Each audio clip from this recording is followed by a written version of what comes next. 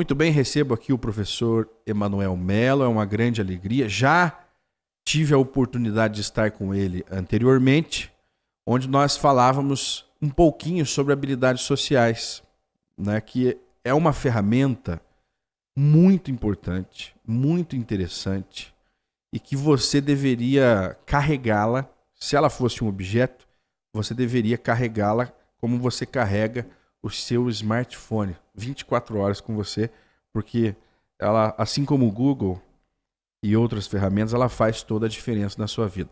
Seja bem-vindo, professor. Mas não é só professor. O senhor é uma importante peça nesse quebra-cabeça em que nós vivemos, e eu gostaria que você nos informasse das suas atribuições, das suas formações, que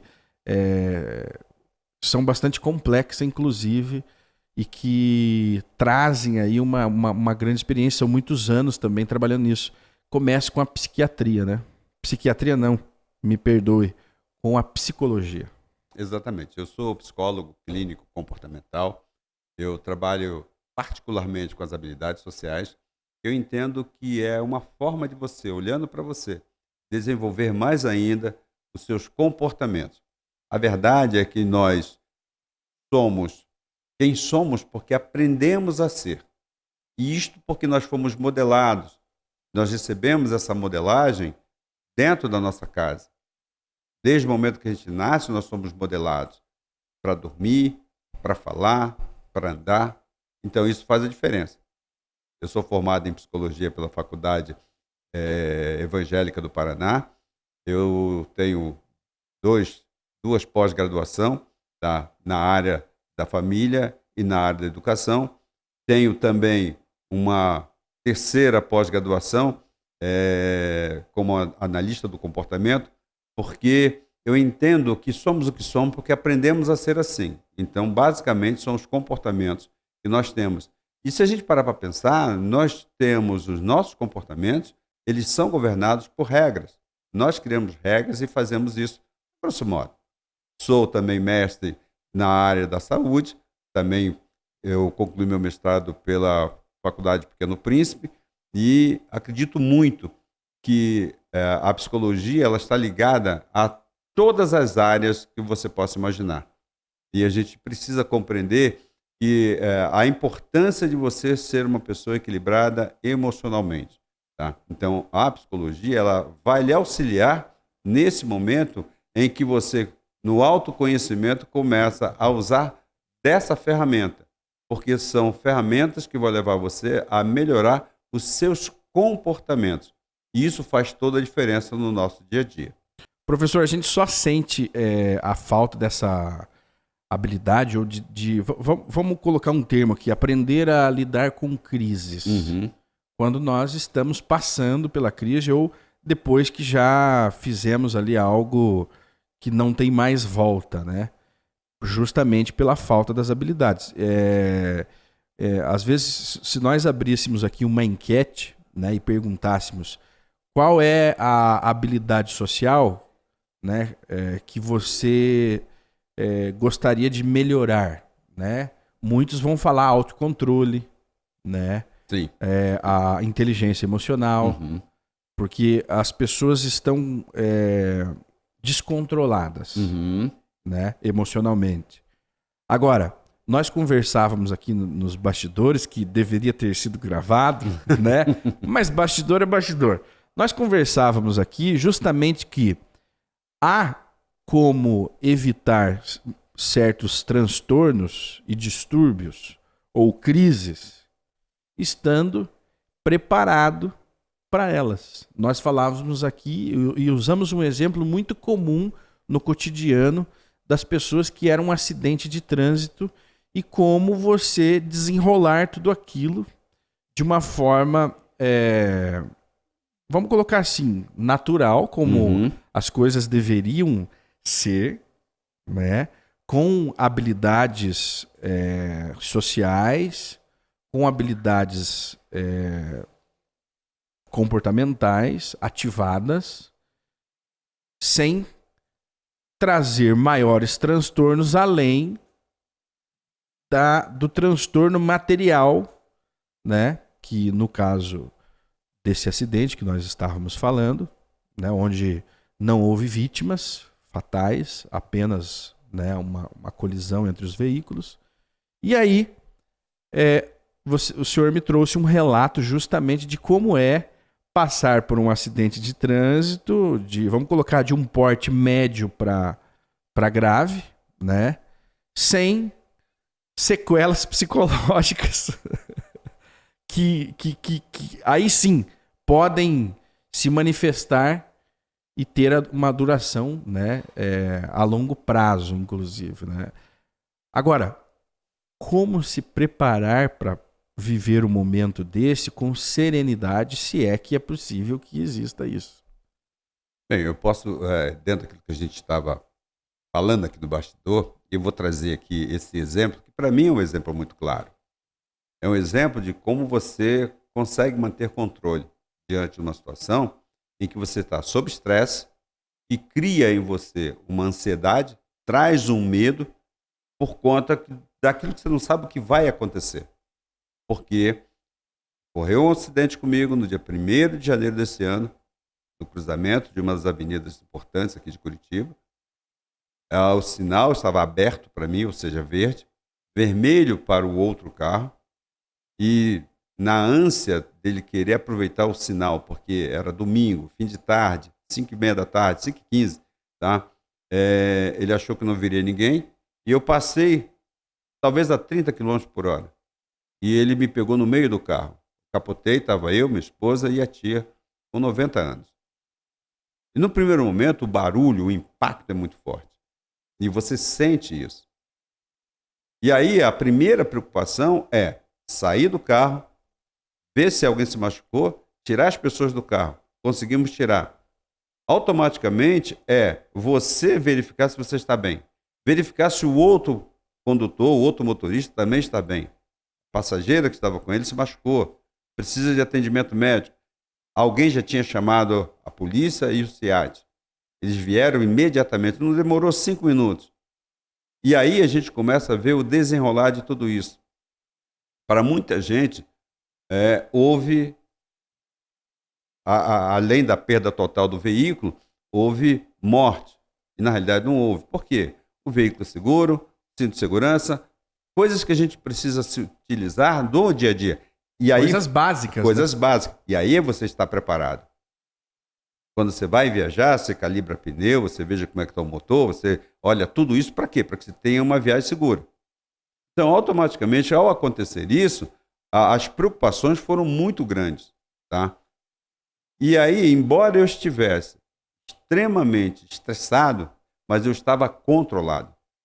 E isso eu posso dizer e afirmar, sem medo de errar, de que foi fundamental o uso das habilidades sociais. Porque geralmente as pessoas usam a desculpa do estresse para ter tido aquela falta de controle. Mas por que você se descontrolou dessa forma? Eu estava estressado. Exatamente. Mas é apenas uma desculpa, porque existe uma forma, uma condição de você, estando estressado, ainda assim manter o controle. Nós vemos isso nas profissões de alto desempenho. Um piloto de caça da aeronáutica, né, ou da Força Aérea Americana, por exemplo, que entra muito em combate.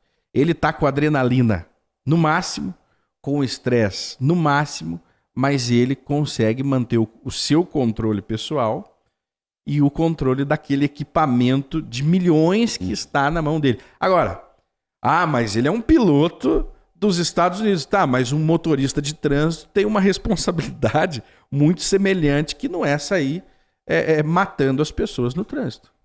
Veja, quando você fala do piloto, tá, e aí nesse caso um piloto de caça, eu venho mais perto.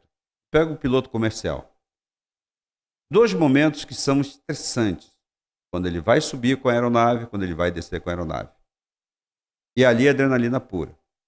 E pode reparar, eles levantam o voo, a voz do comandante, do piloto, ela é tranquila. senhores passageiros, aqui fala o comandante, vamos ter tanto tempo de duração de voo, vamos ter um tempo assim, um tempo assado, vai acontecer assim, vai acontecer assado, desejo a todos uma boa viagem. Toca para frente. Por quê? Porque ele está no controle. Está seguro, ele está seguro. Está seguro, mas ele está no controle. O que dá segurança para ele é o estar no controle. Está bem descansado, uma noite de sono agradável, ele está em dia com ele mesmo, ele está bem no seu ambiente social, familiar. Então, é todo um conjunto de forças que coopera e colabora para que ele tenha um desenvolvimento diário perfeito. E aí é onde entram os problemas. Mas ele não deixa de passar por um estresse, né? É aí que eu ia entrar. Ele passa por estresses em todo momento. Às vezes uma pergunta colocada quando um funcionário que cuida, por exemplo, da verificação do óleo e tudo mais, diz assim, olha, comandante, tem um probleminha ali. Ele já está no estresse. Aponta, pim. Exatamente, porque ele já fica esperando uma luzinha vermelha acender. E ele não pode subir com aquela luzinha vermelha piscando. Ele não pode estar lá em cima com ela piscando. Então ele tem que ter todo esse controle. Então ele precisa do autoconhecimento. Como eu me comporto diante das situações de estresse? Eu preciso saber que sou eu quem tem que levar segurança às demais pessoas. Sou eu quem tem que fazer isso de forma que as pessoas sintam segurança e confiança de que está tudo sob controle. Quando a gente fala um pouco de inteligência emocional, é você controlar as suas emoções dentro de um processo que você está vivendo no seu dia a dia, naquele momento. E tudo isso, eu posso dizer para você que vem com treinamento. E aí a gente vai para o autoconhecimento.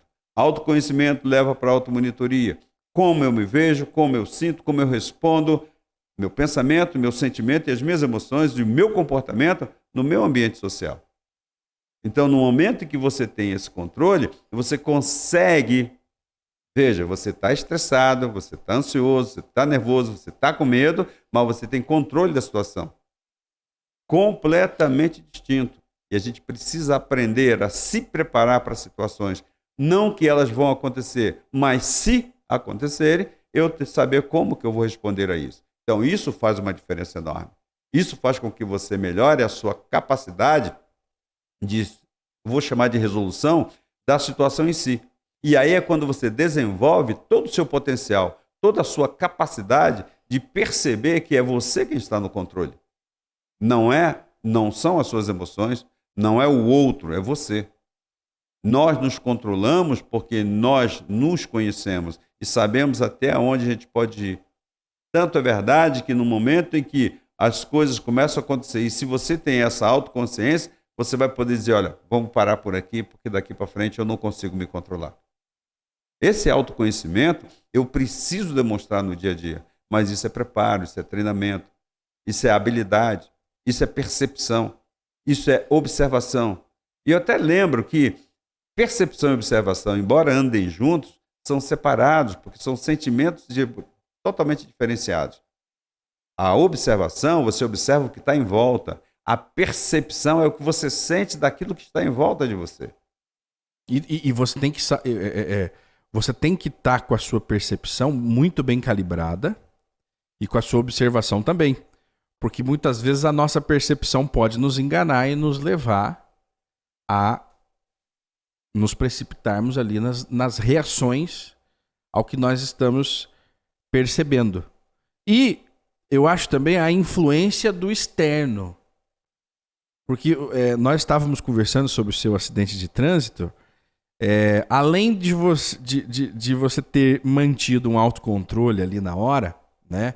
Então os primeiros instintos vamos sair do carro, né? Temos que sair do carro porque pode acontecer alguma coisa aqui dentro. Saiu do carro, verificou se estava todo mundo tranquilo. E aí o segundo ou terceiro passo foi ver se a pessoa que te bateu também estava bem. Exatamente. Né? Mas por quê que você se preocupou se a pessoa estava bem? Porque ela acabou de atentar contra a sua vida, né? Seria ali um atentado culposo, né? Sem a intenção de te fazer mal, mas te fez algum mal. É óbvio que na hora o fato de você ter saído vivo de tudo isso já ameniza. E não dá tempo de fazer todos esses cálculos. Uhum. Mas por quê? Veja, tem uma questão, eu sempre trago isso em todos os momentos. Primeiro, que nós somos seres humanos. Seres humanos falham, erram, cometem os seus desairios e estão fragilizados. Tá? Se eu sei que ele é um ser humano igual a mim, ele está sujeito a isso, eu uso da empatia. Como ele se sentiu naquele momento? Como ele se sente? As pessoas vão muito para o lado da vingança. Uhum. Eu prefiro deixar isso de lado. Não sou eu aquele que vai fazer a justiça. Se ele errou, ele vai assumir as consequências dos seus erros. Ele vai pagar por isso. E muitas vezes as pessoas querem fazer justiça com as próprias mãos. Ali, na hora. Embora você diga, foi um acidente, ele causou um dano, foi culposo, ele não teve a intenção, eu digo, quando ele avança um sinal, ele assume o risco de cometer o dolo. Então, isso faz a diferença. Mas naquele momento eu não estava preocupado com o dolo, eu estava preocupado com a vida. Aquela pessoa, da minha esposa, da minha tia, estavam tranquilas, ok, estava bem, estavam respondendo bem a todos os estímulos que foram dados, ok? Aquele casal também passou por um estresse, estava no estresse. Eu não posso olhar só o meu lado. Eu tenho que olhar os dois lados. Até porque o fato de ninguém ter sido vítima fatal já começou a fazer toda a diferença. Sim. Porque nós vamos analisando o prisma dos acontecimentos conforme as coisas vão acontecendo. Exatamente. Se alguém tivesse desacordado no carro, a reação seria diferente também. Depende muito do momento. Eu parto sempre do princípio que eu não posso pressupor de que algo poderia acontecer daquela forma ou daquela outra forma, porque é apenas um julgamento, é apenas uma interpretação minha. E eu posso estar, dentro do que você já falou anteriormente, na minha percepção, na minha avaliação, eu posso estar equivocado, posso estar errado. Então eu não parto do pressuposto. Eu só vou saber se de fato aquilo aconteceu quando eu tomo conhecimento daquilo. Fora disso, não há como fazê-lo. Vivendo. É a vivência que você tem. E aí a experiência conta muito. A experiência de vida, a experiência profissional, a sua capacitação, o seu olhar atento, a expressão do seu sentimento. E tudo isso são habilidades que você usa no dia a dia instintivamente. É um estalo. Mas foram aprendidas. Sim, elas são aprendidas a partir do momento que você diz, eu quero ser uma pessoa melhor. Eu não quero ser melhor para os outros, eu quero ser melhor para mim. Quando eu sou melhor para mim, eu consigo dar ao outro aquilo que eu tenho de melhor. Então eu tenho um tempo de retardo que faz a coisa acontecer.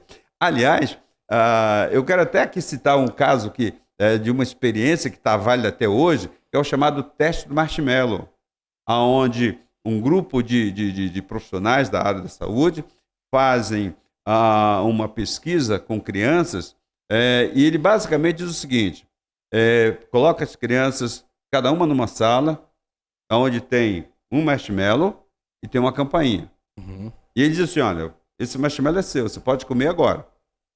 Mas se você esperar 5 minutos, você vai ganhar 2. Você vai poder comer 2. Mas se você quiser comer, eu vou sair da sala. Quando eu voltar, eu trago outro marshmallow. Mas se você quiser comer agora, você pode. Tá? Mas se você quiser comer, você vai bater na campainha e eu vou entrar. Ok? Antes dos 5 minutos. Ok.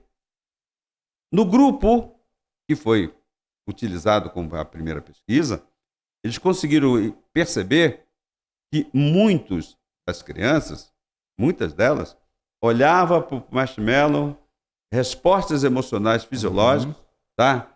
A ansiedade. Teve um que pegou e cheirou o marshmallow, botou lá, o outro foi lá, botou lá, tá? E conseguiram segurar. Mas muitos também pegaram e comeram, bateram na campainha e comeram. Sem nenhum problema, sem culpa, sem nada. O que esse estudo vem trazendo até os dias de hoje? Aquelas crianças que aprenderam a esperar, elas se tornaram mais bem-sucedidas do que aquelas que não esperaram. Isso chama-se controle emocional. Impulsividade. E o estudo vai muito mais longe, ele vai muito mais profundo. Eles provaram que aquelas crianças, tanto sexo masculino quanto sexo feminino, As meninas engravidaram mais cedo.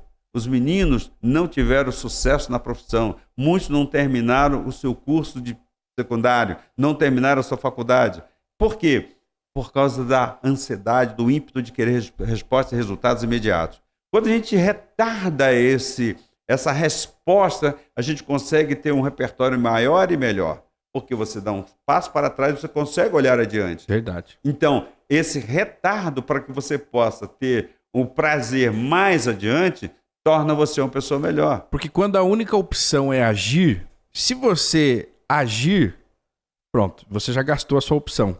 Mas se você esperar, vão surgir outras 3, 4 opções e vai ter uma que vai te tirar da melhor forma possível daquela situação. Mas o tempo é o segredo, é a espera. Espera. É o autocontrole de Sim. não ter que agir agora, nesse momento aqui e tudo mais. E como a gente aprende a ser controlado e a se controlar, a gente sempre imagina o que vem depois. Qual é o ganho que eu tenho? Por que eu tenho que fazer isso? Eu me lembro que quando eu fui comprar o primeiro carro, meu primeiro carro, eu tinha 19 anos. E eu juntei um dinheiro e fui para comprar o carro. Só que a grana não dava para comprar o carro porque eu queria comprar à vista. Uhum. E aí, o que aconteceu?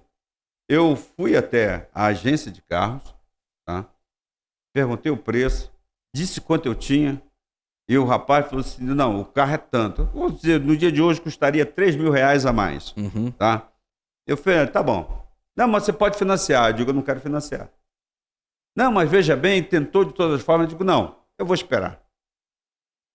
E esperei 1 ano. E juntei o dinheiro. 1 ano. E juntei o dinheiro. Caramba, eu se fosse hoje, eu entraria num financiamento. Pois é. Porque você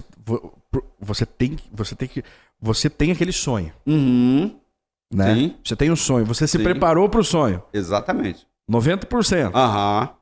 Aí chega lá, na boca do gol, ó, espera para chutar a bola, daqui 1 ano você faz o gol. Pois é. Olha que desafio, né? Aí o meu irmão mais velho, por que você não comprou? Eu digo, porque faltava R$3.000, eu preferi esperar. Pô, se tivesse falado comigo, eu tinha emprestado. Digo, mas eu tinha que te pagar. É. Ah, mas se podia fazer o financiamento, eu digo, mas eu tinha que pagar. 1 ano depois, eu volto lá.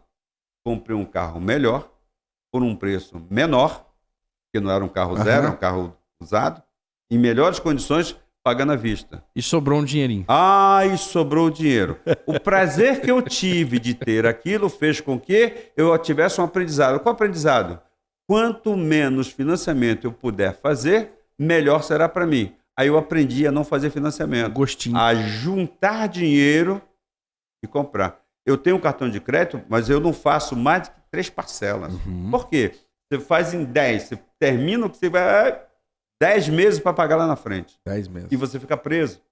E aí você aprende a trabalhar isso. Aí eu aprendi que as coisas têm que ser feitas. Primeiro, você precisa pensar, planejar, ter disciplina, fazer a coisa acontecer dentro de uma rotina. Controlar a ansiedade. Aí você controla Né? a ansiedade, você controla os seus impulsos, melhora a sua autoestima, ganha autoconfiança. E fazendo isso, você consegue olhar todo o ambiente de uma forma em que você sabe exatamente o que você quer. E você tem prazer. O prazer produz endorfinas. São os hormônios que vão te dar prazer de fazer as coisas. Automaticamente, você passa a ser reconhecido e validado no ambiente onde você está. Isso aumenta as endorfinas. Também te dá prazer, porque você consegue trabalhar com o outro, fazendo com que o outro também veja isso como um modelo. Então, você se torna modelo para os outros. Tanto é verdade, e falo isso com o coração em paz, os meus filhos, todos eles modelados, trabalham dessa forma. Por quê? Evitam o financiamento a longo prazo, evitam fazer coisas no cartão que vão... Evitam fazer dívidas desnecessárias.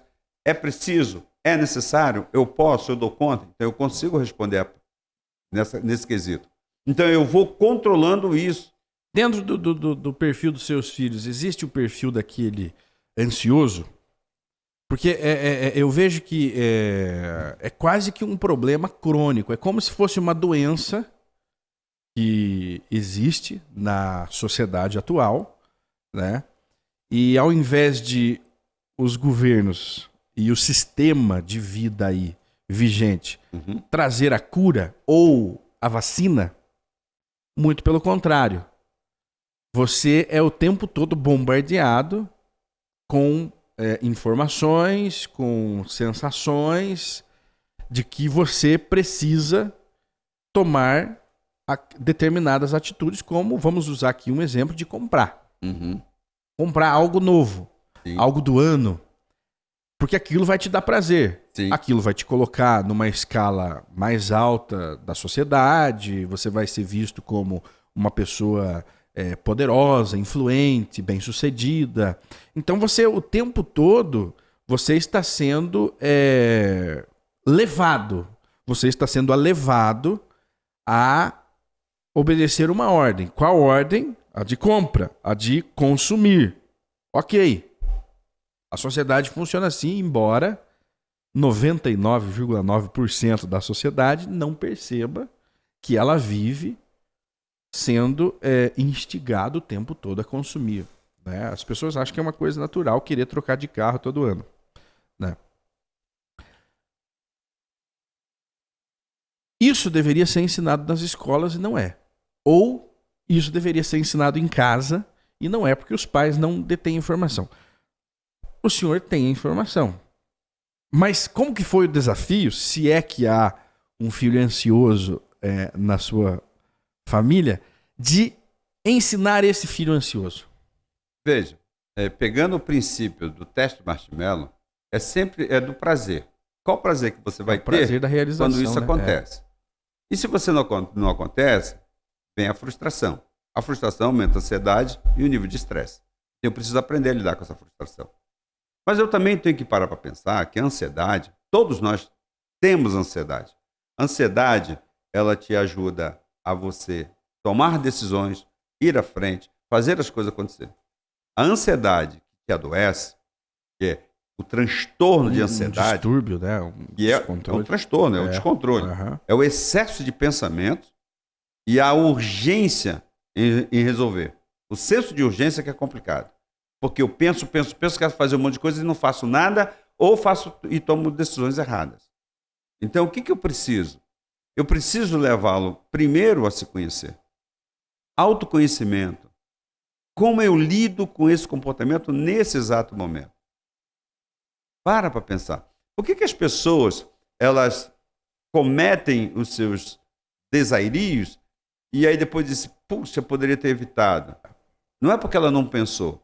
É porque ela não controlou o impulso. A vontade, às vezes, é de bater. Mas se você para, respira e é muito rápido, espera aí, a minha vontade é bater em você. Mas é apenas uma vontade, então eu controlo. Mas eu preciso ter essa consciência. A autoconsciência de que eu aqui estou no controle, isso faz com que você tenha a condição de evitar uma série de pequenos problemas. Então, voltando à questão dos filhos, todos eles são ansiosos por natureza. Por quê? Porque vivem em ambientes diferenciados. Eu tenho uma filha que é da área da tecnologia. Eu tenho uma outra filha que é da área do direito. Eu tenho uma outra filha outro filho que também é da área da tecnologia e tem, inclusive, algumas doenças de pele causadas pelo nível de estresse elevado. Eu tenho um outro que trabalha com a área comercial, tenso, e tem que fazer acontecer. O que eu tenho que fazer, então? Eu tenho que mostrar para eles que eles estão corretos naquilo que estão fazendo. Mas qual é o resultado que eles querem? Veja, se você está correto fazendo isso e isso te adoece, então tem alguma coisa que você tem que modificar. O que você tem que modificar, então? Comportamento. Como que eu modifico o comportamento? Eu coloco aquele comportamento em privação, coloco um novo comportamento e reforço esse novo comportamento até que esse comportamento ele seja desenvolvido e eu consiga perceber o resultado que está vindo. E a partir daí, eu consigo chegar onde eu desejo. E cada vez que você alcança um resultado positivo com aquele comportamento, aumenta a probabilidade de você fazer aquele comportamento porque ele te traz segurança, te traz confiança. Mantém o seu nível de ansiedade e de estresse baixo. E aí você consegue fazer. exprimir o que você deseja, um sentimento que você tem, é importantíssimo em qualquer relacionamento. Quando eu digo, olha, eu estou zangado, eu estou com raiva, eu estou sentindo assim, você está dizendo como você está. O outro está ouvindo de você como você está. Ajuda a equilibrar as ações. Para quê? Para que eu não entre num estresse e, a partir daí, eu tome uma decisão que vai trazer prejuízo para ambas as partes. Então, eu preciso aprender a lidar. Primeiro, com a minha ansiedade. Segundo, ensinar ao outro como lidar com a ansiedade dele. Terceiro, treinar esse controle emocional. E esse treino é no dia a dia, não tem como. Você pega um trânsito, começa a reclamar, joga o carro para lá, joga o carro para cá. Você vai bater com esse carro. Quando eu vejo, hoje mesmo pela manhã, estava vindo para cá, o trânsito pesado, a minha esposa falou, nossa, o trânsito hoje está pesado. Ar-condicionado ligado, uma música suave, e fomos conversando. Quando nós vimos, já tinha saído do trânsito pesado. Quando você desvia o pensamento daquilo que é o ponto crucial, você ganha em qualidade de vida. E você modificando o comportamento, você modifica a resposta emocional que você tem. Então é praticamente como se você conseguisse alterar a sua realidade. Você está dentro de um universo, e daí cada um de nós é o seu próprio universo, e você não acompanha a manada em algum momento da sua vida, você não vai acompanhar a manada, você vai conseguir ter o controle das suas ações, criando um ambiente, criando uma situação diferente da que está a 1 metro de distância. Seria mais ou menos isso. Não, seria isso. E aí eu posso dizer para você que quando você começa a pensar, começa a sentir, começa a se comportar de maneira adequada, o resultado vem. Via de regra, nós funcionamos assim. A gente pensa, a gente sente e a gente se comporta. Mas é muito rápido. É segundos, né? Milésimos de segundos. Então a gente precisa aprender a lidar com aquilo. E para aprender, eu tenho que treinar, treino. Eu só vou saber se eu estou bom quando acontece qualquer situação e eu tenho que usar aquilo. O trânsito, o cara bateu com o carro, fechou o trânsito, eu tenho que esperar todo mundo passar. Quando eu vou para um hospital, levar uma pessoa e é emergência e chego lá e a emergência está cheia, eu vejo muita reclamação dos hospitais porque o hospital está cheio e todo mundo que está com o seu problema quer resolver. Na realidade, se eu deixar que as coisas fluam no meu controle, eu também vou ser atendido. Existe uma coisa chamada emergência, existe uma coisa chamada urgência. Urgência é tudo aquilo que eu deixei de fazer no tempo hábil e eu preciso resolver agora. Emergência é um fato que aconteceu sem o controle. E aí aconteceu a situação de emergência. Então eu preciso aprender a lidar com isso. Eu preciso aprender a fazer uma escuta atenta em todo o ambiente onde eu estou. Quando eu reclamo que aquilo está lotado, o que eu posso fazer? Eu posso mudar, eu posso ir para outro lugar, só que nós queremos respostas imediatas. Nós somos carentes de respostas imediatas. Queremos resolver o nosso problema. Nós somos carentes de respostas imediatas, mas o universo ele não deixa de te responder. Mas ao responder uma questão imediata, a resposta não vai ser a que a gente gostaria. Via de regra tem a consequência para tudo. Se eu tenho um estímulo e eu tenho uma resposta, o estímulo que gera a resposta gera a consequência. Eu só preciso saber qual é a consequência. Se eu xingo uma pessoa numa resposta de trânsito, eu tenho que entender que vem uma resposta. Eu não sei qual que vem. O cara pode me xingar, pode não prestar atenção no que eu falei, pode vir com uma arma e me dar um tiro. Temos estatísticas que provam isso. Pessoas precisam compreender. E se a gente não compreende, as consequências virão. Se você tem uma situação da qual você necessita ter controle, você não pode colocar sobre o outro a responsabilidade de ser a pessoa que vai exercer o controle. O instinto, eu acho que o instinto serve para nos acordar de uma determinada situação em que nós estamos. Sim. Mas eu acho que também para aí. Ele nos acorda, e aí? A habilidade de controle é que vai definir o que vai acontecer daqui para frente. Se eu não tenho habilidade nenhuma, não tenho controle nenhum, e agir simplesmente por instinto, geralmente o resultado não é positivo. Poderia ser evitado. Se eu tenho um controle, o instinto me despertou para a situação. Como, voltando aí no seu acidente, um instinto.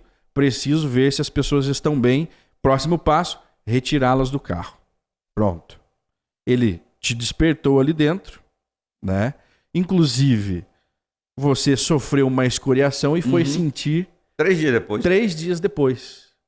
Porque naquele tempo o seu corpo bloqueou qualquer fraqueza que pudesse surgir, te tornou mais forte e resoluto, porque quem levou a pancada foi você, quem estava com o pé no acelerador foi você.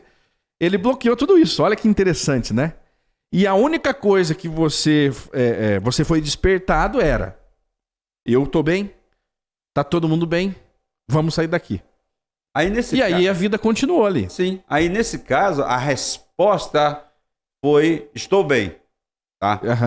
3 dias depois é o trauma. Então, o trauma que eu sofri naquele momento, ele me deixou fora de ação. Eu não percebi. 3 dias depois, eu tô sentindo aqui uma escoriação porque começou a arder, Aí quando eu fui olhar no espelho, era uma escoriação causada pelo acidente. Então veja. E aí a gente entra numa coisa bem interessante que é o trauma. Por que muita gente está bloqueada? Porque sofreu um trauma lá na infância. E chega um momento, 10, 15, 20 anos depois, se desperta para algo e aquilo abre como se fosse um link. Abriu o link, ele lembra daquilo e aí aquilo vem. E é doloroso. Rapaz, e aquilo machuca. Aquilo machuca. Dói. Das emoções. É interessante como o cérebro tenta nos proteger ou se proteger, né? Parece que há um ser dentro de nós.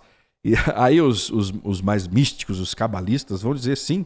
Existe uma alma dentro de você. Mas aí seguindo, porque é interessante, poderíamos fazer um filme. Eu acredito que vai sair um livro desse seu acidente. Mas eu começo a fazer a leitura. Um acidente normal. É um acidente normal que pode acontecer. Mas o desenrolar dele é que é o grande desafio. Né? E porque, veja, um brasileiro, trabalhador, com a sua família já formada, sai no domingo à tarde para um passeio, com uma visita convidada, com 90 anos de idade, já começa a mostrar as responsabilidades ali assumidas ao sair fazer esse passeio. Eu acredito que também na sua idade vocês deem muito mais valor à vida do que, de repente, na minha. Eu acredito que exista essa diferença, essa concepção, né? E aí tem esse desenrolar. Então nós tivemos ali o capotamento, saiu do carro, foi ver se a pessoa que bateu em você estava bem. Ok, passado alguns minutos, alguns momentos, chegam os filhos com uma outra energia. Se você não tem controle sobre a sua família, primeiro o autocontrole, depois um controle sobre a família e uma habilidade para lidar com as situações, aquela situação ficaria um pouco insustentável. Sim, porque, veja, eu não estou dentro do outro para saber qual é a resposta emocional que ele tem. Eu sei que eu sou um pai bem querido, amoroso, eles amam o pai, assim como meus netos amam os avós, que são avós, como eles dizem, nota 10, mas eu também eu não conheço o outro lado deles, só sei quando a coisa acontece. E naquele momento, as filhas vieram com todo furor, querendo tomar a decisão na sua mão, a justiça pelas próprias mãos. Abracei, disse, calma, preciso de vocês, preciso da compreensão de vocês. Nesse momento, eu preciso que vocês estejam calmos. Por quê? O acidente já aconteceu, não tem como mudar. A pessoa está ali, vai responder diante da lei. Sim. Tá? Os policiais já... Não, porque tem que fazer... Calma, tudo vai seguir o seu passo, vai ter o bafômetro, vai ter tudo, vai ter o encaminhamento, vai ter o Veja, desenvolvimento. adultos agindo como crianças, Exatamente. Porque tomado pela impulsividade de ver aquele a quem você ama sofrer um acidente por conta de uma pessoa, como elas disseram, irresponsável. Ele tinha que ser... Tá preso, tá? Tinha que estar preso. O carro tinha que estar guinchado, Ok. Vai lutar. E o direito de liberdade do outro. Eu não posso achar que eu sou melhor do que o outro. O outro tem tanto direito quanto eu tenho. Direito tem quem direito anda. Então a gente precisa levar isso adiante. Mas isso é treinamento, isso é uma habilidade, é você compreender que as pessoas podem fazer, podem cometer os seus desairios, mas elas precisam também ser responsabilidades. Estímulo, resposta e consequência. O estímulo, avancei o sinal, resposta, ele colidiu, consequência, ele vai ter que assumir a responsabilidade. E a gente precisa aprender a lidar com isso. Não podemos, não devemos tomar a justiça pelas próprias mãos. Primeiro, é algo ilícito. Você não tem esse poder e você precisa compreender que as pessoas erram e cada um vai pagar pelo seu erro. E aí veio a pergunta, e se o senhor tivesse morrido? E se minha tia tivesse morrido? E se minha mãe tivesse morrido? Disse, olha, se isso tivesse acontecido, haveríamos de lamentar. Porém, ainda assim, não podemos tomar a rédea da justiça nas nossas mãos. Para isso existem os canais competentes. E a gente precisa confiar, acreditar que é assim que as coisas vão. E aí tem uma outra coisa, você precisa acreditar na sua capacidade de poder trabalhar isso e você sair o mais ileso possível, embora o trauma já foi formado, embora você já passou por essa experiência negativa. E isso vai te dar crescimento. E aí que vem a nossa capacidade de resiliência. Como eu lido com tudo isso? Eu aproveitei para escrever um texto. Tá? Escrevi 10 páginas sobre o que fazer... Lance um e-book. Sim, eu vou lançar um e-book. O que fazer quando a vida te coloca de ponta cabeça? Acidentes acontecem. Literalmente, né?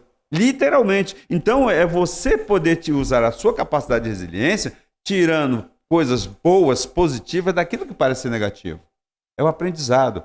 E é isso que vai levar você para a maturidade. Lembrando que maturidade não tem a ver com a idade, mas tem a ver com as experiências na qual você chega até aqui. E digo isso com toda a experiência, do alto dos meus 70 anos, de como isso, para mim, cada vez mais me faz ser melhor para mim. Por quê? Eu sendo melhor para mim, eu serei melhor para o outro. Eu não sou o dono da razão, não sou o dono da verdade, não sou aquele que tem a verdade pura e simplesmente com ele. Eu aceito as críticas, eu aceito as ponderações, eu ouço tudo que vem para mim. E de tudo que eu ouço, eu retenho o que é bom. E a gente precisa aprender a fazer isso. Ser seletivo. Aprender a ouvir as pessoas. Aprender a ouvir o teu ambiente. Aprender a ouvir até o silêncio. Porque o silêncio também traz respostas. Eu me atentei a uma coisa muito interessante, muito importante no seu relato agora, da reação dos filhos, né? E ali a reação à justiça, a tentativa de fazer justiça. E eu percebi o seguinte: basta um sensato para controlar todos os descontrolados. Basta uma pessoa ter a sensatez que ele vai evitar grandes problemas. O desafio é não entrar na manada na hora correta, né? É você conseguir pensar fora da caixa. Não ter a reação que todos teriam. Você consegue evitar grandes problemas.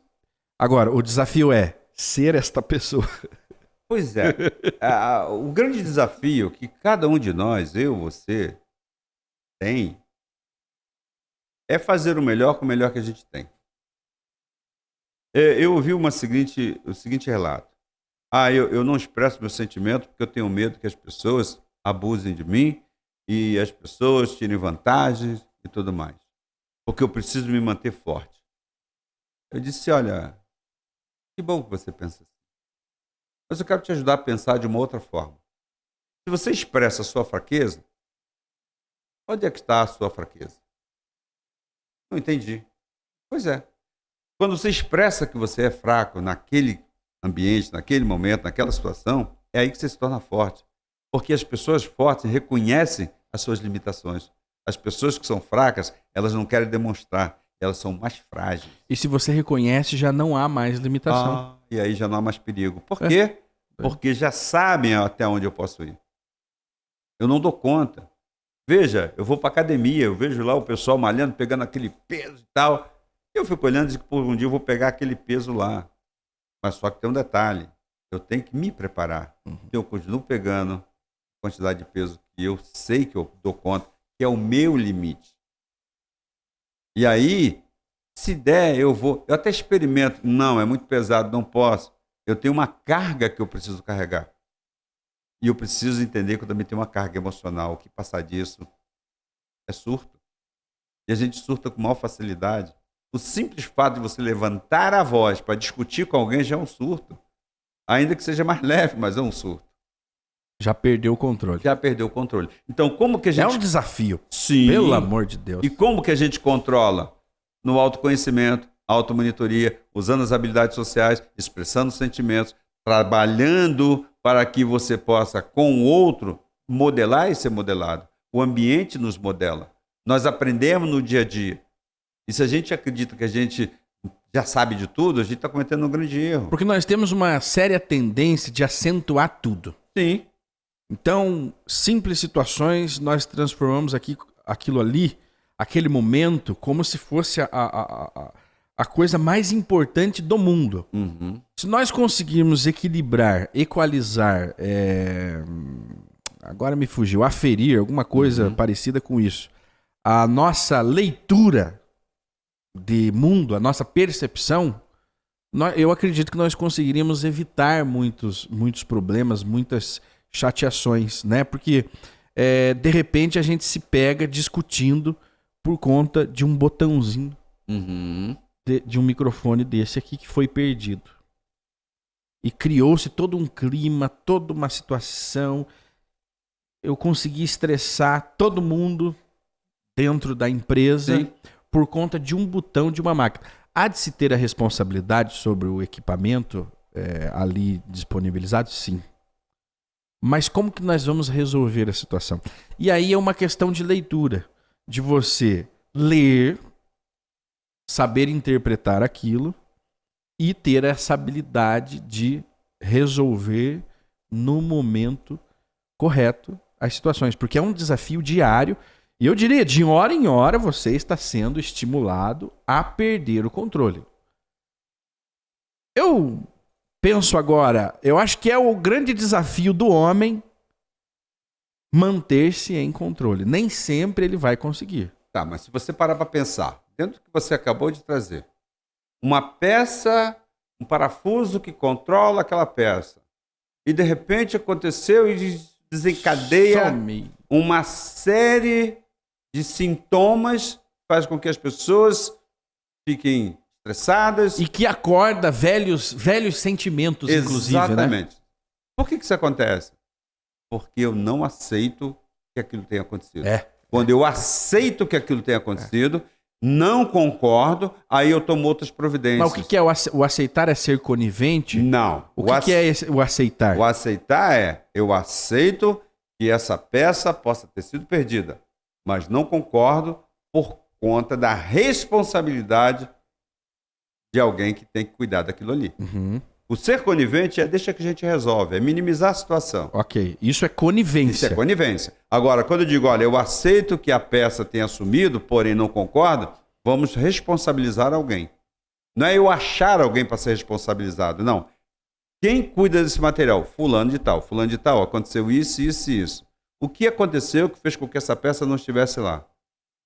Eu falhei, eu esqueci, eu sabia e tudo mais. Então, eu aceito que ele possa ter sido fragilizado naquele momento e não tenha colocado no lugar, mas não concordo que ele faça isso de novo. Portanto, chamo-lhe a atenção. Se for um profissional, vai ganhar uma suspensão e por aí vai. Então, ele tem que saber que há consequências. É isso que torna você um profissional melhor. O líder, né? É o líder que vai fazer o olhar atento a tudo que está acontecendo. Ele não vai buscar culpados, ele vai buscar responsáveis por aquilo.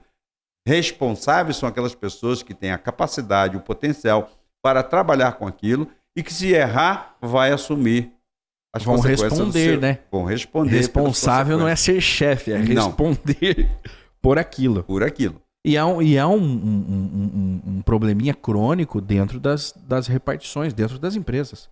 Essa falta de responsabilidade, e também os líderes muitas vezes estão perdidos dentro dos seus limites. Até onde eu posso ir, o que eu posso fazer, eu posso reclamar, eu posso brigar.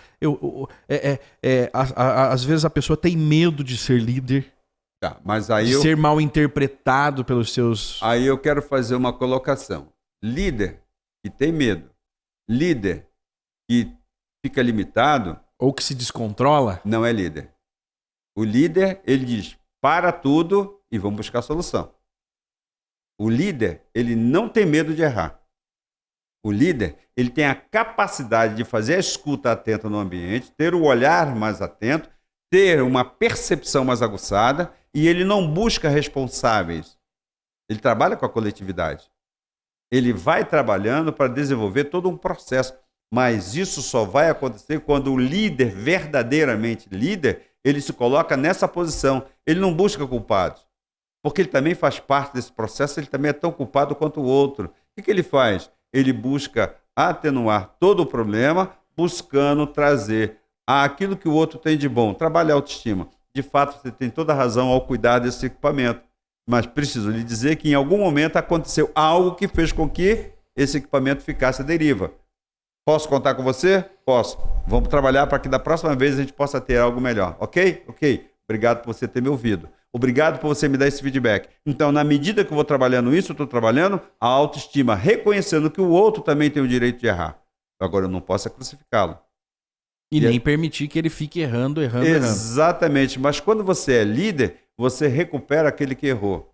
E você leva para ele a condição dele sempre estar motivado. Por quê? Porque alguém me acolhe, alguém me legitima, alguém me faz pertencer àquele ambiente. Então, consequentemente, se eu errar, alguém vai me ajudar. E é um grande desafio, né? Você despertar na pessoa um senso de responsabilidade. Sim, sim. Agora, para despertar o senso de responsabilidade, eu tenho que dar um modelo.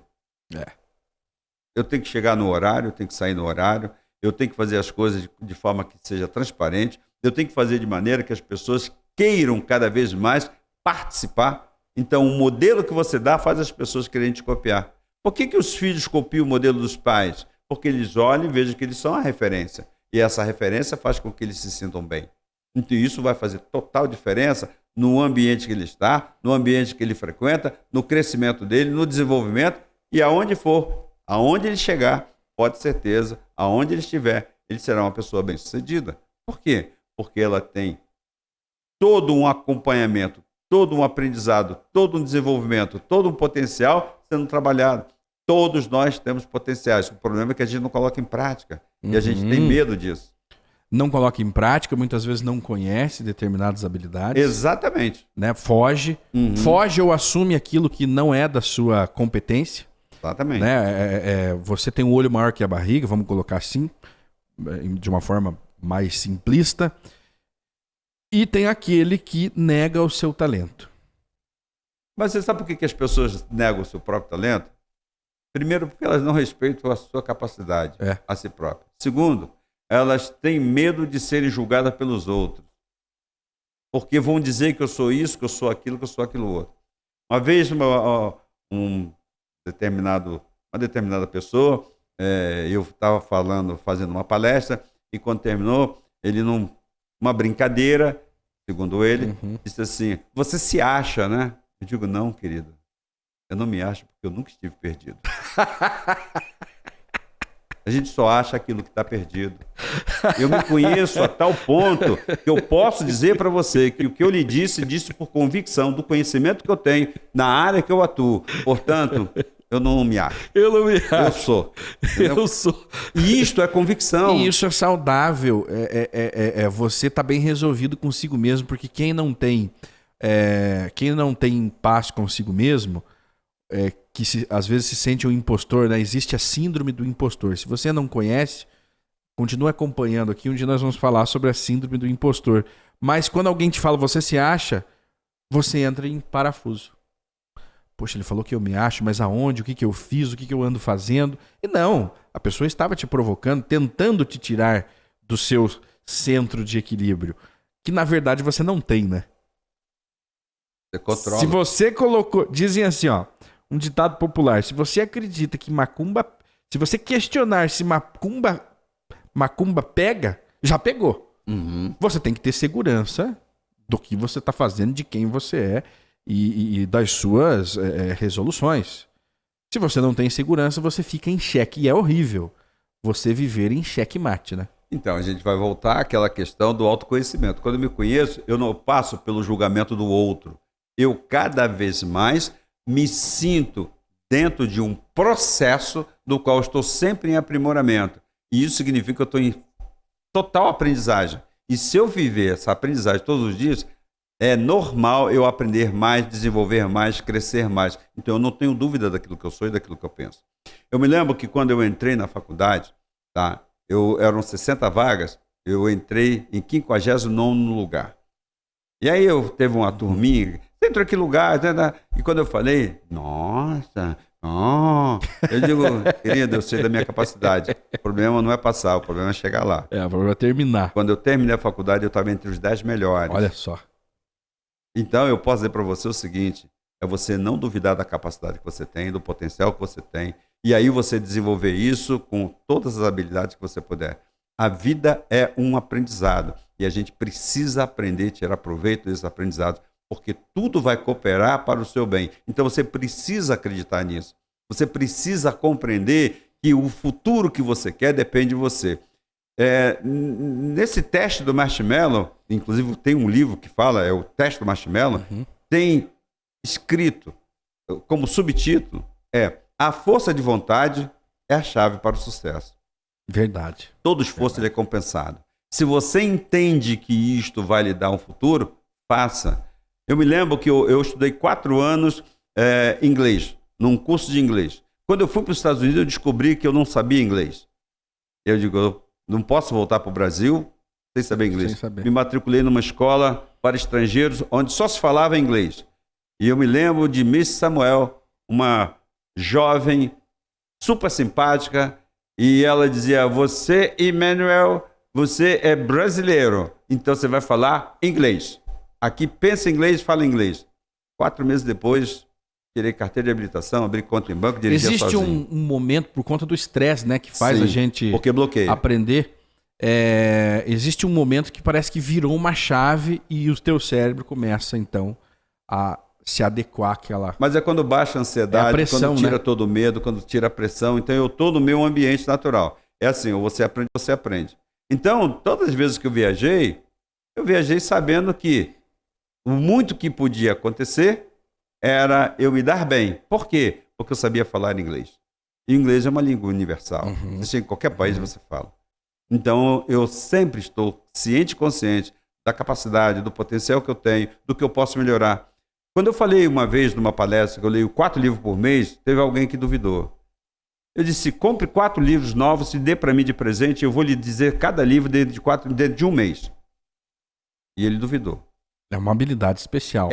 Mas isso aí é disciplina. É disciplina de você ter aquele compromisso consigo mesmo. Né? Porque uma pessoa que lê 4 livros por mês provavelmente não tem tempo de estar olhando rede social. Tem. E aí eu vou te dizer uma coisa bem interessante. Eu tenho aqui. Só que tem um detalhe. Ela não me controla. Ela não me controla. O diferencial está exatamente aí. No autoconhecimento. Quem que te controla? Você ou os seus desejos? Aí sou eu. Eu posso desejar alguma coisa, mas eu tenho que avaliar qual é a consequência de eu ter aquilo naquele momento. Qual é a consequência de eu ter feito, fazer daquela forma. Então eu tenho que ter esse conhecimento. O autoconhecimento vai me ajudar. E vai fazer com que eu olhe e diga, tá bom, será que os meus desejos é que tem que me controlar? Cara, nós somos incontroláveis. Pega um cartão de crédito, dá pro camarada e bota ele no shopping e ele vai comprar tudo de novo. Então isso vai fazer a diferença. Então eu preciso aprender a lidar. Existem vantagens no autocontrole? Só tem vantagens. Porque o autocontrole, ele não permite que eu transgrida a regra. Ele faz eu obedecer à lei. Ele faz eu caminhar dentro de um processo seguro. Eu estou atrasado. Você andar acima da velocidade, está colocando em risco a sua vida e a dos outros. Você não vai ganhar o tempo que você já perdeu e você vai ficar num processo de muito estresse. O que eu tenho que fazer? Estou atrasado? Acorda mais cedo? Acordo mais cedo, faço o que tem que ser feito e acabou. Isso chama-se regra. 6 passos para você ser uma pessoa bem-sucedida na vida. Eu adoro passos. Primeiro, você precisa tomar iniciativas, ser determinado, ter uma regra, manter a disciplina, sair para a autonomia e ganhar independência. Aí você tem o foco, desenvolve objetivos, alcança a meta. Se você fizer isso todos os dias, pode ter certeza, no período de 1 ano, você já não mais estará fazendo aqueles comportamentos que você fazia antes. Por quê? Você adquire aqueles novos comportamentos, você não quer mais o velho. Isso em todas as áreas, inclusive. Todas as áreas. Inclusive financeira. Você Todas que está acompanhando, se você tiver essa disciplina de repetir, porque eu não sei se o professor concorda com isso, mas algumas pessoas têm dito, a obstinação ganha do talento. Porque às vezes você tem o talento e simplesmente não vai exercitar aquilo porque você tem o talento, você acha que você já sabe. E aquele que insiste, treina, ele vai conseguir. Talvez não com a mesma beleza, com a mesma maestria, mas ele vai conseguir conquistar. Então, o sucesso, ele está ligado diretamente ao treino, à persistência? Sim. Tanto é verdade, se você for, por exemplo, vou pegar a Fórmula 1. Quanto mais se treina, melhor ele se torna, mais sucesso ele tem. Por quê? Ele está treinando. Cada curva, pensamento, ele sabe cada detalhe, ele está praticando. Você pega, por exemplo, um engenheiro, o cara está construindo, ele faz cálculos, ele faz isso, ele levanta, ele tal. Pega um arquiteto. Por que você tem um Burle Marx como uma referência mundial? Por que você tem, no campo da cirurgia plástica, você tem, até esqueci o nome dele, até já falecido, do Rio de Janeiro, o filho dele foi que assumiu a clínica e dava aulas, conferências no mundo inteiro. Ivo Pitangui, referência da plástica, porque ele fazia, ele treinava, ele melhorava, ele estava buscando conhecimento, desenvolvendo o seu potencial, ele lia a respeito e pode ter certeza, não é de orelhada. Ele tem que ler, ele tem que se formar, ele tem que buscar tudo que sai de novo, tudo que é possível ele vai fazendo. Então nós precisamos aprender que nós somos um grande poço de conhecimento, desde que a gente coloque em prática aquilo que a gente conhece. Não há conforto nisso tudo. Não há conforto. O conforto, obviamente, ele virá em alguns momentos, mas uma construção não é confortável. Toda construção, ela é desconfortável, mas ela traz para você algo que nenhuma outra coisa traz, chama-se prazer. O prazer de ver aquilo construído faz eu caminhar mais, faz eu querer fazer mais. Por quê? Porque me deu prazer. E entender que o desconforto faz parte de uma construção. Eu fico desconfortável todo dia que eu tenho que levantar às 5h20 da manhã para ir para a academia. Mas o resultado que me dá faz eu ir no dia seguinte levantar de novo. Eu faço academia de domingo a sexta, só não vou no sábado. Então, por quê? Por questões profissionais. Então, eu continuo praticando, porque é importante. E aí você vai conseguir perceber que cada vez que você sai da sua zona de conforto, você consegue alcançar resultados mais positivos, porque você saiu da zona de acomodação.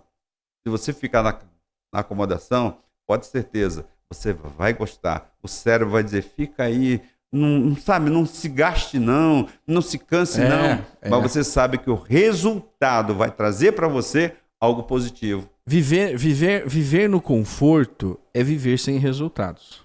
Eu colocaria essa frase. Você viver confortável é uma vida sem depois aproveitar os seus resultados. Porque o conforto quanto mais imóvel você ficar, mais confortável é. Você fica sentado, tomando a tua cervejinha ou olhando a rede social. Olha que é confortável. Sim. Né?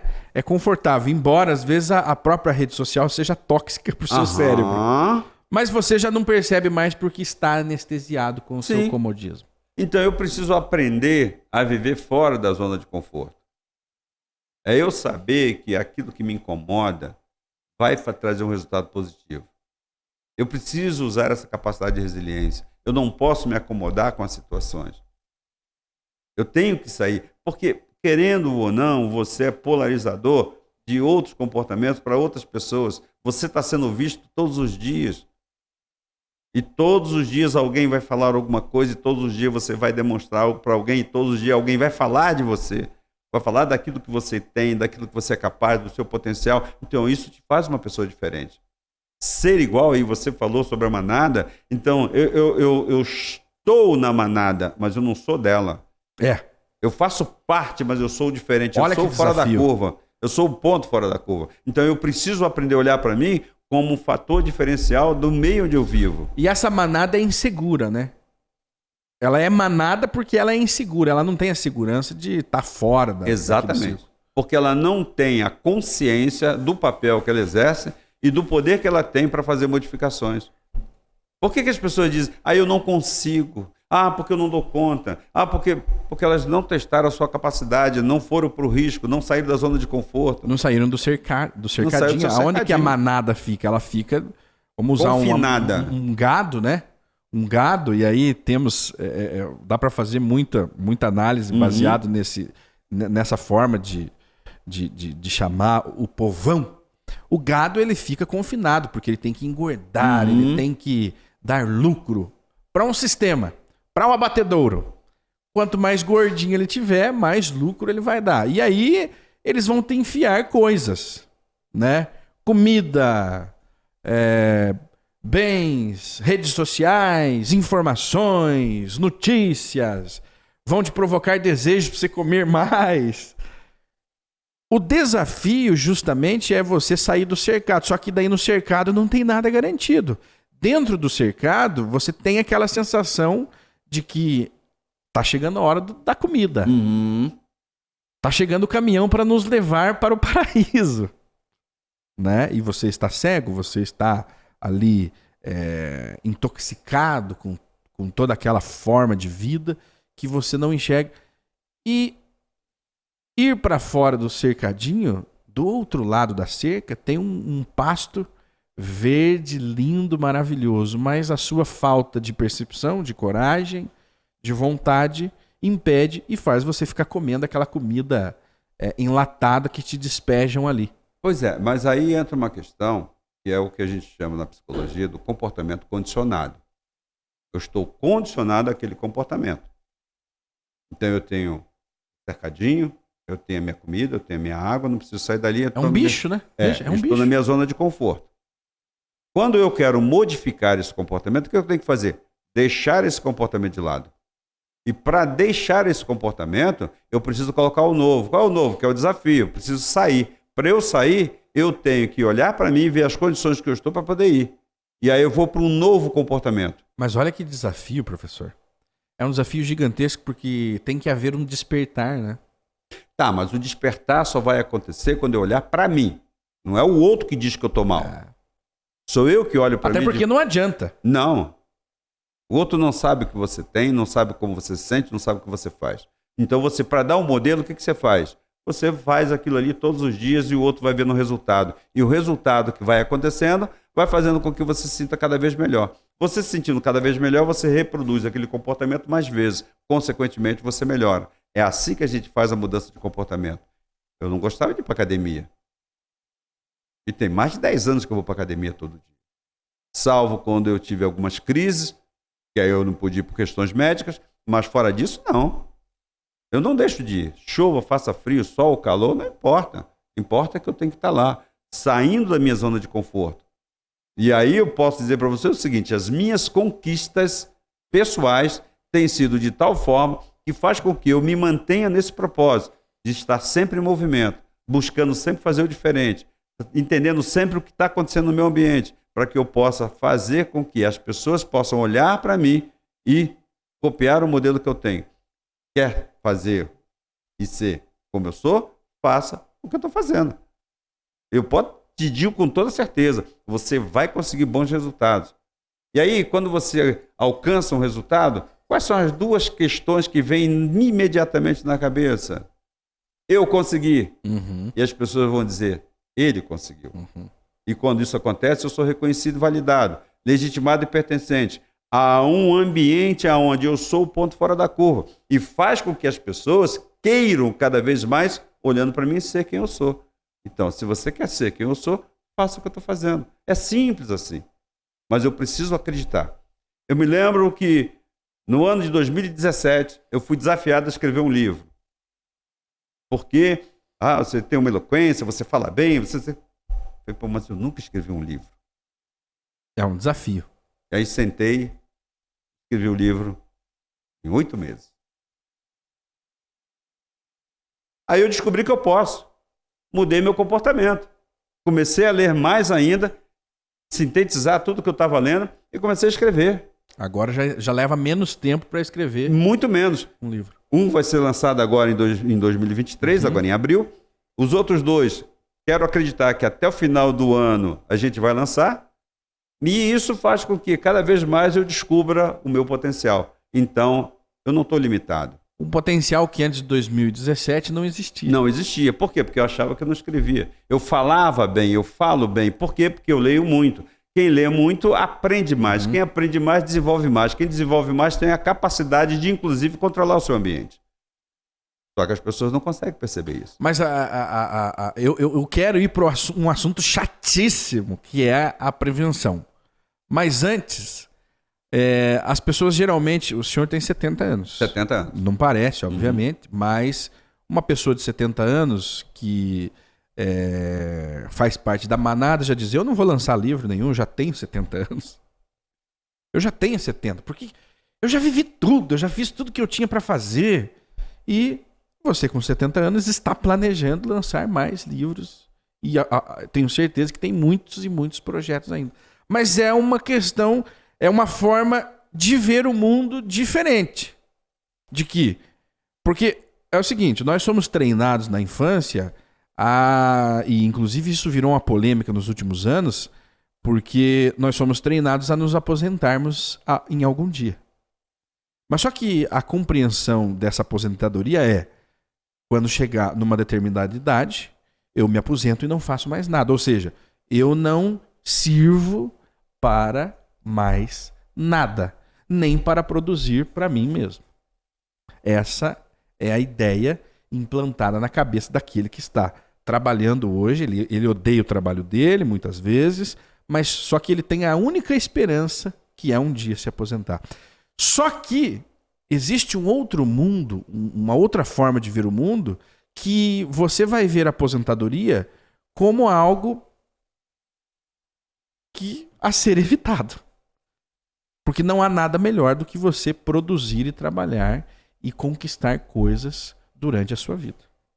Eu penso assim, acredito que o senhor também, porque está lançando um livro aos 70 anos, e a sociedade não deveria ser levada a um caminho de ócio. Porque eu vejo muitas pessoas, a partir do momento que se aposentam, elas começam a definhar fisicamente, mentalmente e espiritualmente. Eu conheci uma pessoa que disse assim, quando eu me aposentar, a primeira coisa que eu vou fazer é jogar fora o meu relógio.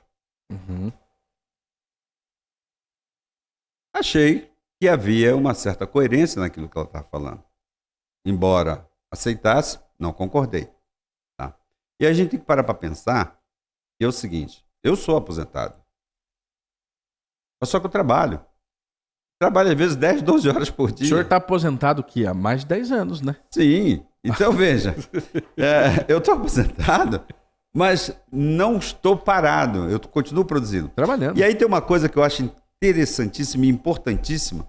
E é algo que a gente precisa parar para pensar, que o fato de você estar aposentado não significa que você não tem o que fazer. Você só precisa direcionar para aquilo que você deseja. Ou que você morreu. Porque eu conheço muitos aposentados que se comportam como moribundos. Como mortos-vivos.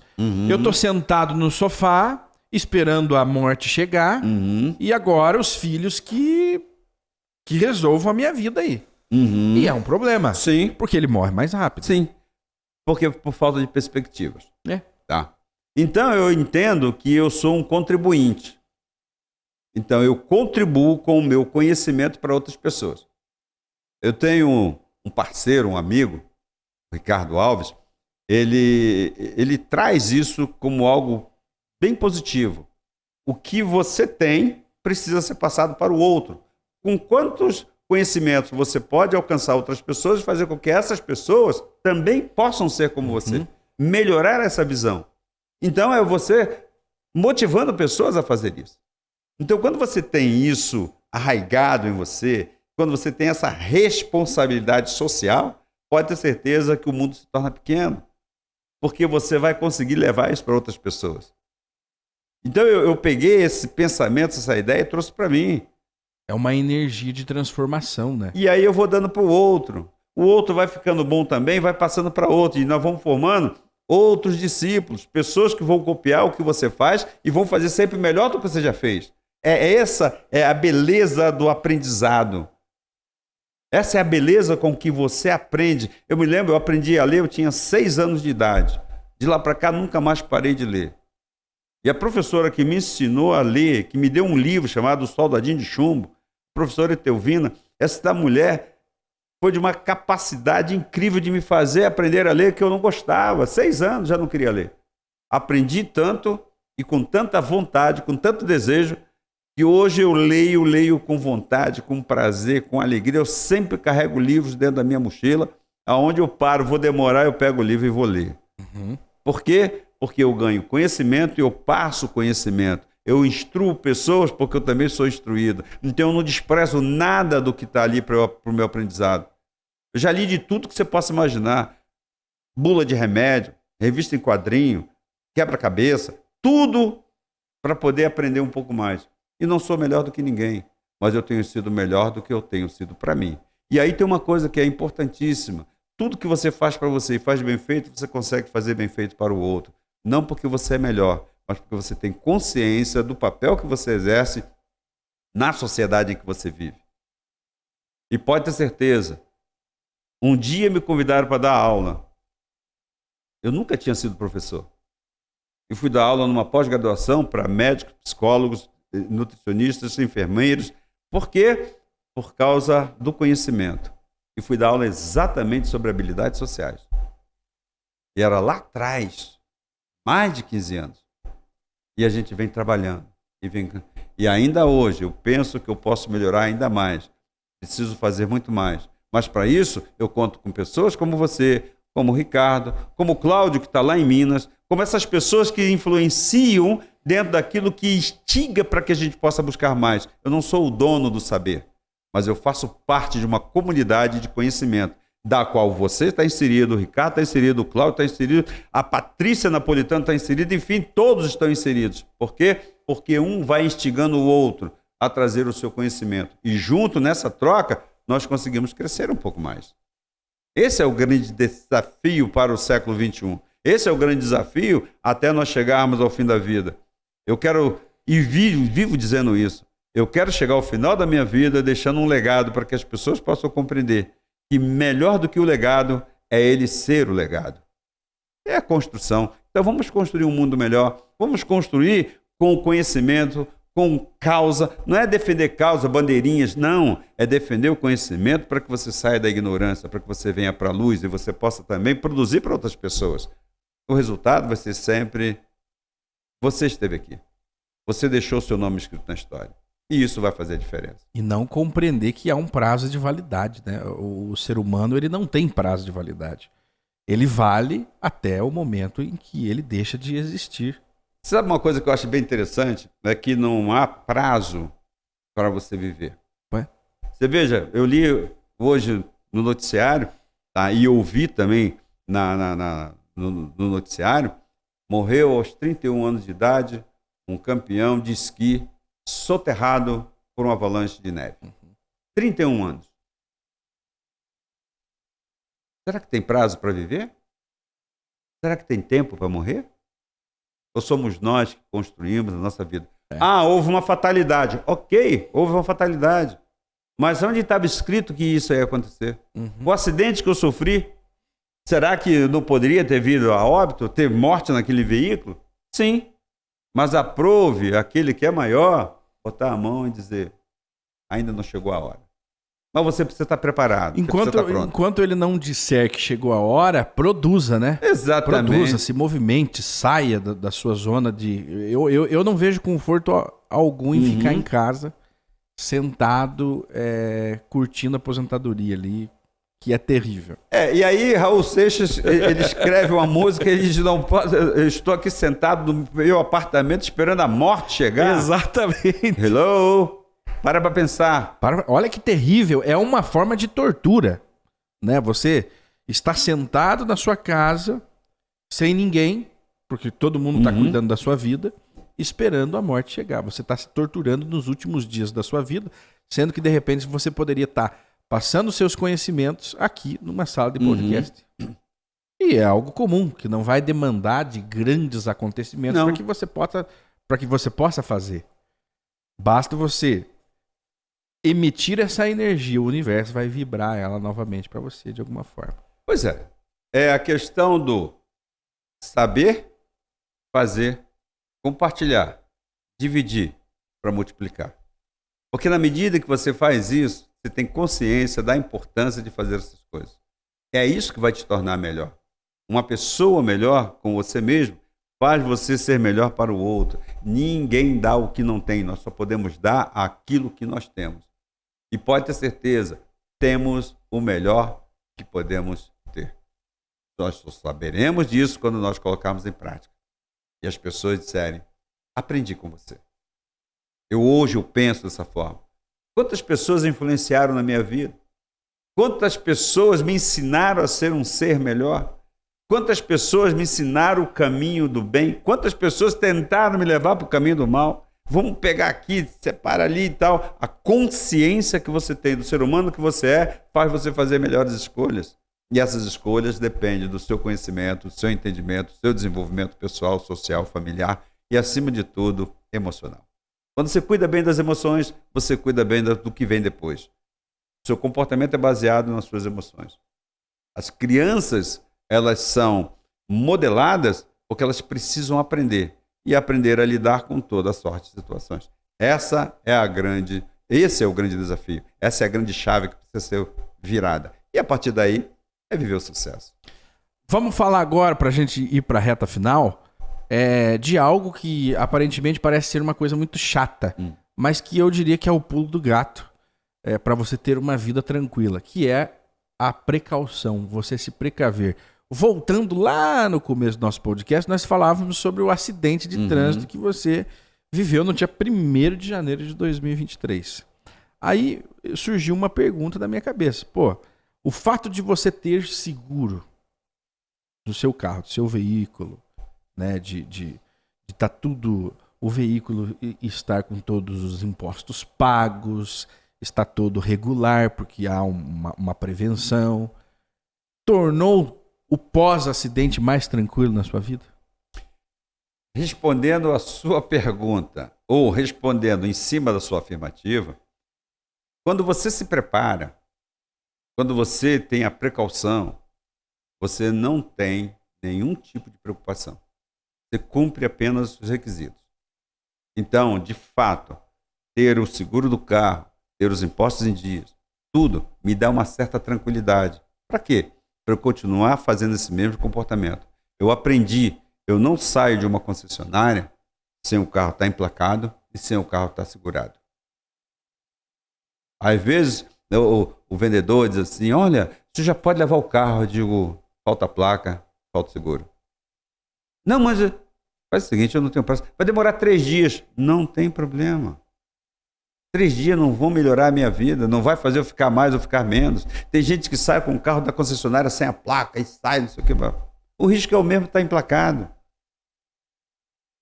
Se houver alguma colisão, está identificado. Não que ele não estivesse, mas eu entendo que para mim é muito mais tranquilo eu ter tudo em ordem. Então a precaução, a prevenção, ela é necessária. Para o dia a dia, eu faço prevenção todo ano. A cada 4 meses eu vou ao cardiologista e ao endocrinologista. Faço todos os exames de sangue, urina, fezes. Para quê? Para ver se eu estou bem. Chama-se prevenção. As mulheres fazem a mamografia, prevenção. Mas não deveria ser uma coisa obrigatória, deveria ser uma coisa responsável. Eu vou cuidar de mim. então eu preciso fazer isso, então eu preciso... Devia ser como tomar banho. Exatamente, mas tem gente que não gosta de tomar banho. Então tem essa questão, entende? Pessoas que não gostam de tomar banho, não adianta você dizer para ele, toma banho que você vai ficar bem. Então o que você tem que fazer? Você tem que dar um modelo. Então eu faço, vou fazer assim, vou fazer assado. Meus filhos veem isso. Eles falam assim, papai, você fez seguro? Qual seguradora? Inclusive, no dia do acidente, alguém disse assim, não, a melhor seguradora é X, a melhor é Y. Eu digo, a melhor seguradora é aquela que eu estou, porque ela vai me atender naquilo que eu preciso. Entende? Então, eu entendo que quando eu vou para aquela empresa, para aquela seguradora, para aquele plano de saúde, para aquele hospital, eu estou dizendo que eu identifico como sendo algo para minha prevenção que vai me ajudar. Então, eu consigo trabalhar isso. Então, tem que ter essa responsabilidade. Eu tenho que olhar e dizer assim, eu preciso manter isso dentro disso. Porque faz com que eu invista mais em mim. Todo o dinheiro que você gasta com seguro, plano de saúde, com plano crematório, plano familiar de acidente, tudo chama-se investimento. Não é gasto. É investimento. É investimento. Eu acho que a chave para virar a mentalidade é compreender isso, né? Não é gasto, é investimento em você mesmo. O senhor é daqueles vovozinhos que já tem o caixão comprado? Porque eu conheço muitos que já tem o caixão mesmo, compradinho, aí você fala, pô, mas que cara mórbido, já tá esperando a morte. Eu acho que não se trata de estar esperando a morte. Trata-se de, no caso de quem morre, deixar quem ficou em paz. Pois é, e aí entra uma questão que eu acho que é bem interessante, está nesse livro que nós vamos lançar agora em abril, que fala sobre os passos. Então, por exemplo, eu peguei todos os meus cartões de crédito, cartão de banco, tudo que eu tenho, eu fiz cópia deles, cada um com a sua senha, bonitinho, tal. Todos os seguros que eu tenho de cada banco, como é, como não é, plano, capitalização, consórcio, tudo numa pasta. Para quê? Se eu vier a falecer antes, é só ir lá. Todas as senhas. Cartórios que eu tenho, a firma família vai reconhecida. conseguir Exatamente, resolver. Não vai ter problema. Então, onde eu tenho o seguro, onde eu tenho o consórcio, quem são as pessoas, botei até telefone de algumas pessoas e tal. Pode mudar? Pode, não tem problema. Mas está tudo identificado. Porque eu falei para minha família, para os filhos, para a esposa, para os netos, o seguinte, quando eu morrer, vocês podem chorar a perda do pai e do avô, mas comemorem pelo legado que ele está deixando para vocês, porque vocês serão pessoas melhores e vocês poderão mudar o mundo. Não esse mundo que está lá fora, mas o mundo de vocês. E se vocês modificarem o mundo de vocês, vocês modificam o mundo que está lá fora. Se você quer mudança, essa mudança começa em você. Não queira do outro aquilo que antes você não tenha feito. Porque eu já vi famílias que após o falecimento dos patriarcas, ela se dissolveu, ela se destruiu pela falta de prevenção em fazer um testamento, em fazer um inventário, em deixar as coisas nos seus devidos lugares. Aí, muitas vezes, eu conheço um caso bem próximo, um fazendeiro morreu, deixou as suas terras e não dividiu, não deixou orientado qual seria a parte de cada filho. Hoje a família está em guerra, destruída, a ponto de um irmão querer assassinar o outro por conta disso. Falta de prevenção e de prever que isso possa acontecer, porque mediante a determinadas situações as pessoas se transformam. Nós podemos dizer, eu conheço os meus familiares, os meus filhos, mas a gente não conhece as situações que virão. Exatamente. Então a gente precisa estar atento sobre isso. Aliás, é até bom você tocar nesse assunto, porque chama a atenção a essa responsabilidade. Eu falei para meus filhos, não vou deixar nenhum bem para vocês. Nenhum. Mas o que eu estou deixando para vocês é o legado. E vocês podem ser pessoas melhores com vocês. E pode ter certeza que vocês vão chegar muito mais longe. Mas vocês precisam aprender a olhar para si, antes de você olhar para o outro. Antes de querer exigir do outro. Então, não é por aí. Então, o que você fala faz sentido. Quando você não deixa a coisa bem arrumada, você vai ter problemas. Aliás, você não. Quem Você fica destruir. Não, e o seu legado é um legado de dor, de pavor e de destruição. Porque não se preocupou com o pós. Porque, embora a gente morra, mas a vida continua. E por uma simples falta de atenção, de vontade, de desorganização, eu posso destruir com tudo que eu construí junto com a família. Exatamente. Então, é uma prevenção.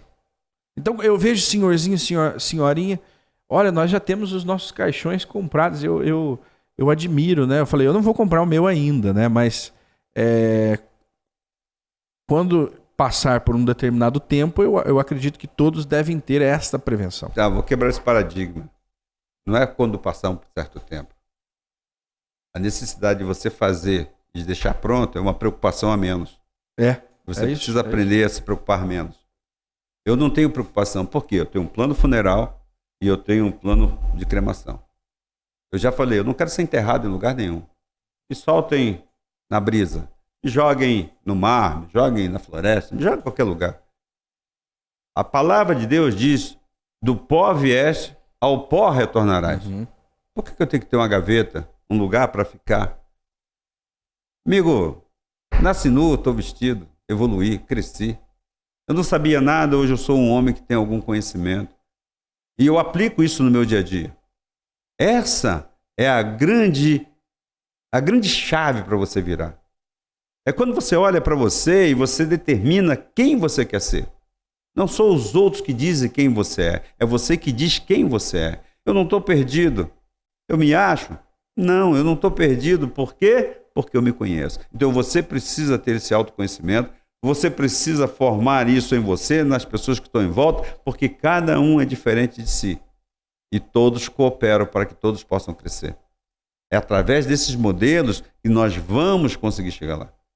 Mas eu preciso estar sempre olhando para mim. Eu sou a pessoa mais importante na história que eu estou contando, porque sou eu quem a conto.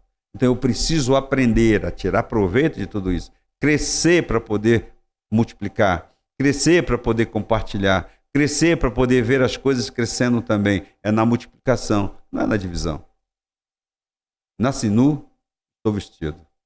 Portanto, quando eu sair dessa vida, eu vou apenas sair da forma como eu cheguei. Vou me colocar numa roupa. Eu já pedi para não colocar. Porque é jogar uma roupa fora. Dê para alguém. Porque vou virar pó. Não vai servir para nada. Então a gente precisa aprender que a nossa finitude pode nos tornar pessoas melhores. Porque nós podemos fazer mais. E outra coisa, não tenha pressa de viver essa vida. Você não vai sair vivo dela. É verdade, mas somente uma pessoa bem resolvida é que vai ter essa tranquilidade de saber isso, né? Não tenha pressa para viver essa vida, porque senão no final você não sai vivo dela. Para quem está acompanhando, professor, para a gente encerrar, quem está acompanhando e achou tudo isso maravilhoso e está pensando assim, tudo bem, professor, é lindo o que o senhor está falando. Como que eu faço para dar o primeiro passo em relação às minhas mudanças internas? Primeira coisa, você tem que procurar um profissional da área da psicologia, procurar trabalhar as suas habilidades sociais. Não basta querer, então, né? Não basta só querer, tem que dar o passo, tá? Se você quer, já é um princípio. Se você vai ao encontro, você vai conseguir chegar onde você quer. Mas lembrando que tudo começa pequeno, tudo começa com o primeiro passo e depois você vai crescendo. O restante é com o tempo. E outra coisa, você vai se agradar tanto da sua melhora, da sua modificação, que você vai querer fazer mais. E você vai querer influenciar pessoas. E com certeza você vai viver melhores relacionamentos. Até porque você se torna o ponto fora da curva. Muito bem. Um abraço a todos vocês. Obrigado, professor.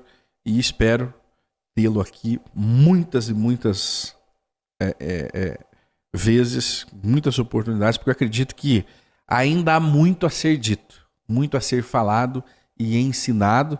Para mim, particularmente, que estou aqui, é uma mentoria. Obrigado. Né? E para você que acompanha aí também é uma preciosidade. Espero que você valorize, né? Que você valorize isso, embora seja de graça, mas existe toda uma estrutura para poder entregar isso a você. Então não é de graça. Então valorize isso e leve para a sua vida algumas coisinhas. Se você pincelar uma coisinha do que foi falado, já está valendo. Nós já nos sentimos vitoriosos. Eu que agradeço e estou à disposição. O que precisar, estamos juntos. E é assim, a vida é feita de oportunidades. Vamos criá-las e vamos fazer com que as coisas aconteçam. Tudo que você quer que aconteça começa em você, no seu desejo de tornar real aquilo que um dia ficou no pensamento. Um grande abraço, sucesso a todos. Tchau, tchau, pessoal.